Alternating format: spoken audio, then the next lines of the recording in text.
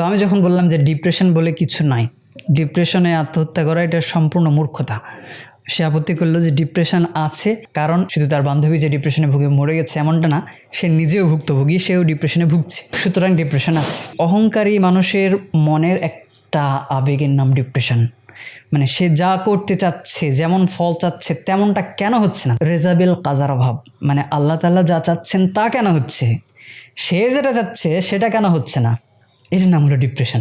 এই যে একটা ফিলিং, এই যে একটা রাগ, একটা ক্রোধ ভেতরে ভেতরে জ্বলতে থাকা, পুড়তে থাকা, এটার নাম ডিপ্রেশন। যদি ডিপ্রেশন বলে কিছু থাকে, এটা তো আদামুর রেজাবিল কাজা, আল্লাহ তাআলার ফয়সালার উপর সন্তুষ্ট না থাকা বা তাকদীরের উপর ঈমান না রাখা। যাদের তাকদীরের উপর ঈমান নাই, ভাগ্যের উপর ঈমান নাই, নিজেকেই মনে করে যে I am the boss of my own life, আমি আমার জীবনের বস, আমি যা ইচ্ছে তাই করবো, I do whatever I want, I chase my feelings, I chase my passion, আরও কত কি, সে তার ড্রিম, স্বপ্ন পুরা করছে, ইত্যাদি ইত্যাদি ইত্যাদি।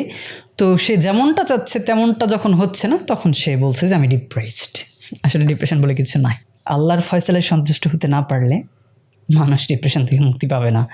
যারা তাকদীরে বিশ্বাস করে, আল্লাহকে বিশ্বাস করে, আল্লাহর উপর যাদের আস্থা আছে, তারা কখনো ডিপ্রেসড হবে না, ডিপ্রেশন তাদেরকে স্পর্শ করতে পারবে না।